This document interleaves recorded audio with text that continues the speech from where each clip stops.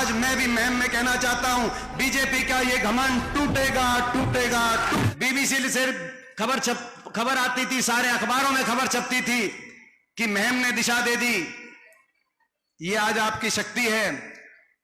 25 मई को वोट पड़ेगी और जब जून में गिनती हो तो ये मैं आपसे उम्मीद और भरोसा रखता हूं कि खबर आएगी। अकेले एक हलके ने, मुहिम ने सबसे ज्यादा साथ देने का काम किया। ये आपने क्या, ये शक्ति है आपके पास। आप इस शक्ति को अगर पहचान गए तो लोकसभा चुनाव में जीत से और हरियाणा में बदलाव से कोई ताकत नहीं रुक पाएगी, अगर आप अपनी शक्ति को पहचानें। आज हरियाणा में बदलाव क्यों जरूरी है? क्योंकि 10 साल की ये सरकार आपने देख ली। बीजेपी की सरकार, खट्टर दुष्यंत सरकार, 10 साल से इस सरकार ने हरियाणा को विकास की पटरी से उतारने का काम किया। जो प्रदेश देश में 2014 से पहले, जब आपकी सरकार कांग्रेस पार्टी की सरकार थी, हुड्डा साहब के नेतृत्व में, जो प्रदेश देश में विकास में सबसे आगे माना जाता था, प्रति व्यक्ति आय, प्रति व्यक्ति निवेश, खिलाड़ियों के सम्मान, आपसी भाईचारे, आपसी खुशहाली, अमन चैन शांति में, किसान की और गरीब की हितकारी नीतियों में, विकास दर में देश में नंबर 1 पे हरियाणा था। सबसे आगे के राज्यों में हमारी गिनती होती थी। 14 में भाजपा को मौका मिला। आपने सोचा शायद अच्छे दिन ये लाइन, अच्छे दिनों का नारा है, लेकिन आज 10 साल के बाद वही प्रदेश विकास में तो 17वें नंबर पे पहुंच गया, लेकिन देश में बेरोजगारी में आज नंबर 1 बना दिया। हर घर में एक नौजवान पढ़ा लिखा बेरोजगारों की फौज हरियाणा के अंदर। दिल्ली के 3 तरफ बसा हुआ हरियाणा, जो रोजगार में सबसे आगे होना चाहिए था, जो बेरोजगारी में देश में नंबर 1, महंगाई में देश में नंबर 1, कानून व्यवस्था की विफलता में नंबर 1, हर वर्ग पे अत्याचार में देश में नंबर 1, सरकार के अहंकार में देश में नंबर 1। कोई एक प्रदेश का ऐसा उदाहरण नहीं मिलता जहां सरकार से अपने जायज हकों के लिए हर वर्ग को सड़क पे आना पड़ा हो और हर वर्ग का तिरस्कार सरकार ने किया हो। कर्मचारी ओल्ड पेंशन स्कीम के लिए आए, उन पे लाठीचार्ज। सरपंच, मेंबर, जिला परिषद के सदस्य अपने अधिकारों के लिए आए, उन पे लाठीचार्ज। मनरेगा का मजदूर अपने मानदेय के लिए आए, उस पर लाठीचार्ज। ग्रामीण सफाई कर्मचारी, चौकीदार करनाल में पहुंचे, उन पे लाठीचार्ज। आशा वर्कर, आंगनवाड़ी अपनी मांगों के लिए गई, उन पे लाठीचार्ज। किसान, 1.25 साल तक किसान आंदोलन में पूरे देश में अगर एक प्रदेश के अंदर बार बार लाठीचार्ज हुआ, बार बार आंसू गैस के गोले छोड़े गए, किसान पे हर तरह का किसान का अपमान हुआ, 750 शव इन धरनों से वापस आए, लेकिन सत्ता में बैठी सरकार ने किसी के घर जाकर आंसू पोंछने की बात तो दूर थी, सहानुभूति के 2 शब्द भी नहीं कहे, लेकिन तिरस्कार के शब्द किए।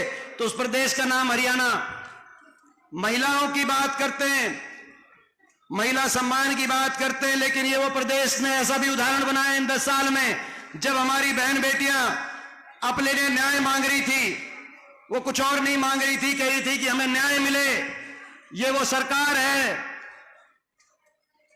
जिस सरकार ने एक सत्ता में बैठे किसी व्यक्ति ने नहीं कहा कि आपको न्याय मिलेगा, जायज कार्रवाई होगी, जो कोई दोषी होगा उस पर सजा होगी, आपको न्याय मिलेगा। दिल्ली की सड़कों पे, जंतर मंतर पे हमारी बेटियों को जब घसीटा जा रहा था तो मूक दर्शक बनी हुई थी बीजेपी जेजेपी की सरकार और उनके सारे प्रतिनिधि। महिलाओं का तिरस्कार हुआ तो हरियाणा में, और जब चंडीगढ़ के अंदर विधानसभा में जब बात उठाई गई कि एक संदीप सिंह मंत्री है खेल विभाग के, उन्हीं के महकमे की एक हमारी बेटी जो कोच है, उनके ऊपर दुष्कर्म का आरोप लगा है, दुर्व्यवहार का आरोप लगा है। जब रक्षक ही भक्षक हो जाए तो जनता कहां जाए? क्या कसूर था उन बेटियों को जिनको दिल्ली की सड़कों पे घसीटा गया, और क्या कसूर था उस बेटी का जिसने, और जब ये आरोप लगा और चंडीगढ़ की विधानसभा में खड़े होकर हुड्डा साहब ने कहा कि उसका इस्तीफा होना चाहिए, तो मुख्यमंत्री जी ने कहा, भाजपा वो नहीं बोल रहे थे, बीजेपी का घमंड बोल रहा था। उन्होंने कहा संदीप सिंह मंत्री है, मंत्री रहेगा, मंत्री रहेगा।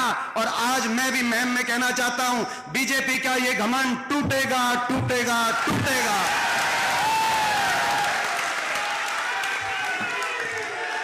ये घमंड टूटेगा। हर वर्ग का तिरस्कार किया, हरियाणा को विकास की पटरी से उतार दिया, गरीब सारी योजनाएं बंद कर दी। मैं पूछना चाहता हूं आपसे, किसी गांव में कोई प्लॉट मिला हो गरीब आदमी को, कोई मकान आया हो गरीब आदमी का? कार्ड कट गए, कार्ड बने भी तो राशन आए नहीं। गरीब आदमी का तिरस्कार, नौजवान का तिरस्कार नारा था। पहचान हरियाणा की बदलने की बात करी इन्होंने। हरियाणा की पहचान थी जय जवान जय किसान। लाल बहादुर शास्त्री जी का वो नारा जिसकी गूंज हरियाणा के गांव गांव कोने कोने में सुनाई देती थी। ना तो जय किसान छोड़ा, किसान आंदोलन में इतना बड़ा तिरस्कार कैसे भूल जाए उन 750 एक एक परिवार के पास। परिवार के घर में मैं गया, किसी का बूढ़ा बाप था तो किसी का बेटा था। भालू बैठा है। जब पहला किसान वापस आया बॉर्डर से, बड़ौदा के गांव में 3-3 बेटियां थी। बड़ौदा गांव का एक ऐसा किसान था, 3-3 बेटियां थी, 1 एकड़ 1 किले का जमींदार था। कैसे उनकी कैसे शिक्षा होगी, कैसे उनकी आगे ब्याह शादी होगी। धरने जब वापिस आए, जय जवान जय किसान था, ना तो जय किसान छोड़ा और ना जय जवान छोड़ा। अग्निपथ योजना ले आए। 4 साल में फौज से वापस बिना पेंशन के वापस आ जाओ। और उसके ऊपर तिरस्कार ऐसा कि भाजपा के राष्ट्रीय महासचिव का बयान आया कैलाश विजयवर्गीय का, जब हमने कहा कि 4 साल में बिना पेंशन के वापस आ जाएगा तो कहां रोजगार मिलेगा, तो कहा कि बीजेपी के बड़े आलीशान हम दफ्तर खोल रहे हैं, इन दफ्तरों के बाहर चौकीदार का काम करने के लिए काम आएगा। ये तिरस्कार, ये घमंड तोड़ने का समय आ गया। जय जवान जय किसान नारा बदल दिया, पहचान बदल दी। ना जय जवान छोड़ा, ना जय किसान छोड़ा। ऐसा मेरा हरियाणा था। दूसरा नारा था दूध दही का खाना, ऐसा था मेरा हरियाणा। अब नशे में नंबर 1 हरियाणा बन गया। खिलाड़ियों का तिरस्कार, न खेल की तरफ न फौज की तरफ। गांव के स्टेडियम जहां सुबह रेस के लिए, दंड बैठक करने के लिए जहां पर होड़ लगती थी वो खाली हो गए। वो कोचिंग सेंटर खाली हो गए जहां कोचिंग लेकर फौज में जाता था, सीआरपीएफ बेसे में जाता था। और हरियाणा के अंदर ना जय जवान छोड़ा, ना जय किसान छोड़ा और ना जय संविधान छोड़ा। संविधान भी नहीं छोड़ा। संविधान को कुचलने के लिए कदम बढ़ाए। संवैधानिक अधिकार हर वर्ग के छीनने का काम ये सरकार कर रही है। सरकारी पद समाप्त कर दिए गए। 18 लाख पद केंद्र सरकार के और 2 लाख पद हरियाणा सरकार के समाप्त कर दिए गए। और जो भर्ती हुई उनमें या तो हरियाणा के बाहर के कोई पक्की भर्ती हुई और उसके बाद बचे कुछ ही जो नौकरी है वो कौशल निगम के माध्यम से कच्ची भर्ती, जैसे अग्निपथ के माध्यम से कच्ची भर्ती। नारा दे दिया। अभी एक बीजेपी के सांसद का बयान आया कर्नाटक से, जो लोकसभा में मेरे साथी रहे हैं और इस बार भी लोकसभा में हैं, आनंद हेगड़े। उनका बयान आया कि 400 पार का नारा इसीलिए दिया हमने कि हम संविधान को बहुमत मिलते ही संविधान को हम तोड़ने का काम करेंगे। मैं उनको कहना चाहता हूं, आप मेरे साथी रहे हो, आपको दोबारा मिलेंगे लोकसभा में, अगर मौका मिलेगा आपको मिलेंगे। ये संविधान हमारे देश के महापुरुषों ने बड़े पुरुषार्थ करके संविधान, देश की आजादी की लड़ाई लड़ी, संविधान की रचना हुई। ये वही संविधान है जिसमें बाबा साहब के नेतृत्व में संविधान, जिसमें मेरे स्वर्गीय दादाजी चौधरी रणबीर सिंह जी के भी दस्तखत हैं। आपको मैं चुनौती देता हूं, पूरी भाजपा को, इस संविधान को 1 इंच भी हम हिलने नहीं देंगे। मैं आज आपको चुनौती देना चाहता हूं भाजपा को। ना जय संविधान, ना जय जवान छोड़ा, ना जे किसान छोड़ा, ना जे संविधान छोड़ा, ना जे नौजवान छोड़ा। इसीलिए राज्यसभा में जब आपने देखा होगा अंतिम दिन, जब अंतिम भाषण अभी आखिरी 1 महीने पहले जब सदन हुआ, तो प्रधानमंत्री जी और सारी बीजेपी के सामने मैंने एक ही नारा दिया था। मैंने यही कहा था कि भाजपा वालों कान खोल के सुन लो, जय जवान, जय किसान, जय संविधान और जय नौजवान। मैं इस नारे की जीत होगी। तो आज इसकी लड़ाई है, हरियाणा को बचाने की भी लड़ाई है, और भाई संविधान को बचाने की लड़ाई, लोकतंत्र को बचाने की भी लड़ाई है। लोकतंत्र का कैसे गला घोटा जाता है, उसका नजारा आपके बेटे ने पिछले लोकसभा चुनाव में 2019 में अपनी आंखों से देख लिया था। आपने भी उसका नजारा चंडीगढ़ के मेयर के चुनाव में देख लिया होगा कि लोकतंत्र का गला कैसे घोटा जाता है। ये लोकतंत्र को भी बचाने की लड़ाई है। तो भाई मैं ये एक बात कहना चाहता हूं, इनके निशाने पे ये सीट है, रोहतक की सीट इनके निशाने पे है। अभी इनके अध्यक्ष आए थे, जो अभी जिनको बदल के इनके मुख्यमंत्री हरियाणा बनने का अवसर मिला है, उन्होंने कहा कि 9 सीटों की जीत हमारी एक तरफ होगी, रोहतक की एक उनका नतीजा एक तरफ हो। अभी झज्जर में उनका एक स्टेटमेंट कुछ दिन पहले आया था। रोहतक निशाने पे है, रोहतक निशाने पे नहीं है, आप लोग निशाने पे हो, मैं निशाने पे हूं। पिछली बार भी मैं निशाने पे था। और वो क्यों? क्योंकि अपनी शक्ति को आप पहचानना, ये जो सीट है इसका नतीजा केवल एक सांसद बताने का नतीजा नहीं होगा। मैं आपको यह विश्वास दिलाता हूं, यहां से जो नतीजा आएगा आपके आशीर्वाद से, यहां से जब कांग्रेस जीतेगी, जब आपका मुझे आशीर्वाद मिलेगा, तो वो एक सांसद बनाने का ही काम नहीं करेगा, हरियाणा में आपकी अगली सरकार में वो नतीजा बनाने का काम करेगा। मैं आपको विश्वास दिलाता हूं, और ये इनको भी पता है, इनको भी पता है, इसीलिए हम निशाने पे हैं। और इनके निशाने पे तो हो सकते हैं, और ये शातिर ताकतें हैं, इनके पास बहुत कुछ है, इनके पास असीम धनबल है। ठीक कह रहे थे अभी दांगी साहब कि जो ये खुलासा हुआ इलेक्टोरल बॉन्ड का, नारा भाजपा का सामने आ गया, संगठित भ्रष्टाचार ऐसा। नारा भाजपा का क्या आया? जो देगा हमें चंदा उसको देंगे हम धंधा, जो देगा चंदा उसको देंगे धंधा, और कोई अगर नहीं दे सका चंदा तो उसको देंगे ईडी का डंडा। यह भाजपा का नारा है। असीम धनबल, पूरे देश प्रदेश में, रोहतक में एक कोई अस्पताल, एक कॉलेज, कोई एक संस्था बनाई नहीं, लेकिन अपने आलीशान दफ्तर बनवा लिए। इतना पैसा है तो उन दफ्तरों के साथ उस पैसे से एक आधा स्कूल कॉलेज भी खोल देते। 10 साल हम इंतजार करते रहे। तो इनके पास आपको निशाने पे लिया जाएगा, मुझे निशाने पे लिया जाएगा, और निशाने में लेकर इनके पास धनबल है, इनके पास मीडिया बल है, इनके पास सत्ता बल है, इनके पास दिल्ली में, चंडीगढ़ में सरकारें हैं, इनके पास सरकारी तंत्र बल है, इनके पास षड्यंत्र बल है। मगर इनसे मुकाबला करने के लिए हमारे पास कुछ है, तो आपका आशीर्वाद है, आपके दिया हुआ हौसला है, उसमें कमी मत छोड़ना, उसमें कमी मत छोड़ना।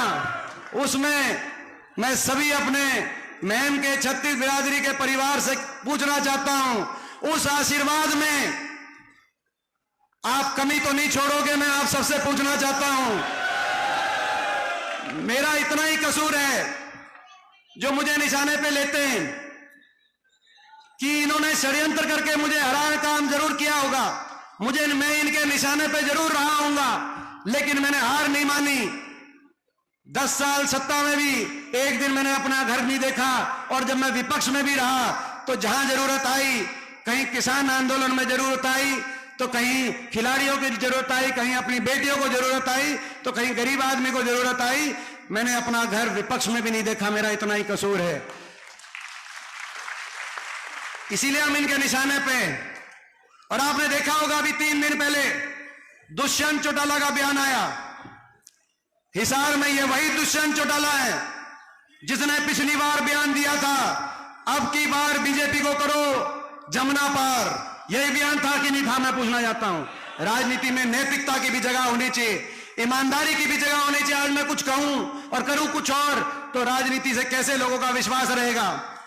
बीजेपी ने नारा दिया था, खट्टर साहब ने नारा दिया था, जिनको बदल दिया बीजेपी ने, अपनी विफलता का ठीकरा फोड़ दिया। केवल चेहरे बदलने से काम नहीं चलेगा। 10 साल तक भाजपा के अहंकार ने जो हरियाणा का इतना नुकसान कर दिया, लोग बदलेंगे। अब आप क्या बदलोगे भाजपा वालों, आप क्या चेहरे बदलोगे? अब हरियाणा के लोग सरकार बदलेंगे, मैं आपको कहना चाहता हूं। खट्टर साहब ने नारा दिया था पिछली बार, अब की बार बीजेपी जाएगी 75 पार, लेकिन पिछली बार ही लोग इतने दुखी थे भाजपा से कि बीजेपी को 40 पे रोक दिया, उस नारे की हवा निकाल दी। सारे मंत्री हार गए थे पिछली बार, 14 में से 12 मंत्री विधानसभा नहीं पहुंच पाए थे। इस बीच दुष्यंत ने नारा दिया, बीजेपी को करो जमुना पार। एक कहता था 75 पार, दूसरा कहता था जमुना पार। इलेक्शन का नतीजा आते ही दोनों बन गए थे पक्के यार, पक्के यार बन गए थे। और चंडीगढ़ में बना दी थी ऐसी भ्रष्ट सरकार, केवल भ्रष्टाचार, डबल इंजन से प्रदेश को लूटा। 5 साल कोई काम नहीं किया। जनता ने किया हाहाकार। हरियाणा का भट्टा बिठाने के बाद 5 साल के बाद, और आपको याद होगा जो हुआ, मुझे उसकी जानकारी 6 महीने पहले मिली थी सिरसा की रैली में। आज से 4 महीने पहले लाखों लोग थे सिरसा में। सिरसा की रैली में मैंने ये कहा था, कांग्रेस पार्टी की रैली में लाखों लोगों के बीच में, लाखों लोग उस बात की गवाही देंगे। मैंने कहा, कह दिया था, इनमें अघोषित समझौता तोड़ने का हो गया है। इनका अगला समझौता है समझौता तोड़ने का। समझौता तोड़ेंगे और लोकसभा विधानसभा चुनाव में बीजेपी के इशारे पे बीजेपी इनेलो से और जजपा से कैंडिडेट खड़े करवाएगी, ताकि हरियाणा में जो परिवर्तन तय है उसको रोकने के लिए एक चक्रव्यूह रचा जाए। सिरसा के लोगों ने वो बात समझ ली थी और हाथ खड़े करके कहा था, उस चक्रव्यूह को तोड़ने का हम काम करेंगे। उस चक्रव्यूह को आपने भी देखा, और उसके बाद आपने देखा कि क्या बहाना लेके तोड़ा समझौता। कौन सा बहाना लेके तोड़ा इन्होंने? बहाना लिया, दुष्यंत चौटाला ने 3 दिन पहले कहा कि मुझे बुलाया जेपी नड्डा जी ने, भाजपा के राष्ट्रीय अध्यक्ष ने, और कहा कि हम रोहतक की सीट तुम्हारे लिए छोड़ रहे हैं। यही कहा कि रोहतक, यही कहा कि भाई दुष्यंत, रोहतक की सीट आपके लिए छोड़ रहे हैं। और दुष्यंत ने कहा कि फिर हमने, जब ये बात आई तो दुष्यंत चौटाला ने वापस जाके कहा कि भाई हम अगर रोहतक की आप छोड़ते हो तो हम गठबंधन ही छोड़ते हैं। यही बात है ना, बोला हम गठबंधन छोड़ते हैं। मैं बताना चाहता हूं इनको, ये वो रोहतक है जिसने देश की राजनीति को दिशा देने का, प्रदेश की राजनीति को दिशा देने का काम किया है। बीजेपी रोहतक छोड़ रही है जेजेपी के लिए, और जेजेपी रोहतक के नाम से गठबंधन छोड़ रही है, मगर रोहतक के 36 बिरादरी के अपने लोगों के आशीर्वाद को दीपेंद्र आखिरी सांस तक नहीं छोड़ेगा। मैं कहना चाहता हूं इनसे, आखिरी सांस तक सत्ता आएगी जाएगी, सरकार होगी या विपक्ष होगा, लेकिन आखिरी सांस तक अपने किसी भाई के कुछ काम आ पाऊंगा तो अपनी जान लड़ा दूंगा। ये वो रोहतक है, इसको आप छोड़ने की बात कर रहे हैं। तो भाई लड़ाई लड़नी है, प्रदेश को बचाने की लड़ाई लड़ रही है। हरियाणा में दोबारा से विकास के उस दौर को लड़ाई लड़नी है। हरियाणा दोबारा से विकास का पहिया दोबारा घूमे। हरियाणा में जो हमारा एयरपोर्ट छिन गया, वहां एयरपोर्ट बने। जहां रेल कोच फैक्ट्री चली गई वहां रेल कोच फैक्ट्री आए। विकास, जो मेट्रो का आखिरी खंभा बहादुरगढ़ तक रुका हुआ है, वो मेट्रो आगे बढ़कर रोहतक तक पहुंचे। पूरे प्रदेश के कोने कोने में उसी रफ्तार से विकास हो, आपस में प्रेम प्यार खुशहाली भाईचारे के साथ हरियाणा देश में आगे जाए और ये इलाका भी खुशहाल हो। ये लड़ाई हमारी है और इस लड़ाई के लिए परिवर्तन हरियाणा में लाना होगा, और उस परिवर्तन के लिए रोहतक लोकसभा सीट में आपका आशीर्वाद और आपका पूरा साथ। मैं आखिर में एक बात और कहना चाहता हूं, जोश के साथ, होश, अनुशासन से हमें ये चुनाव लड़ना है। कहीं मैं पहुंचूंगा, सबके पास नहीं पहुंच पाऊंगा, कहीं मैं पहुंचूंगा, कहीं आपको पहुंचना है। किसी के हाथ मैं जोड़ूंगा तो किसी के आपको जोड़ना है। मिलजुल के सबको साथ मिलकर ये चुनाव लड़ना है। इनके पास शक्तियां हो सकती हैं, मगर इनके पास जो शातिर नकारा शक्तियां हैं, हमारे पास सच्चाई की और अपनी मेहनत की हमारे पास ऐसी शक्ति है जिसका कोई काट इनके को नाम आज मिल रहा ना इनको मिलेगा। मैं आपसे पूछना चाहता हूं, इसमें 2 महीने का इलेक्शन हरियाणा से कितना ये डरे हुए हैं, आप अंदाजा लगाओ। चेहरे भी बदल दिए, सरकार भी बदल दी और चुनाव की तारीख भी बदल दी। हरियाणा का चुनाव कितना आखिर में करा रहे हैं। तो भाई 2 महीने का समय, इन 2 महीनों में मैं आपसे हाथ जोड़ के पूछना चाहता हूं, आपके इस बच्चे को इन 2 महीने में आप संभालोगे कि नहीं संभालोगे? मैं आपसे मैं आप सबका बहुत बहुत धन्यवाद करता हूं।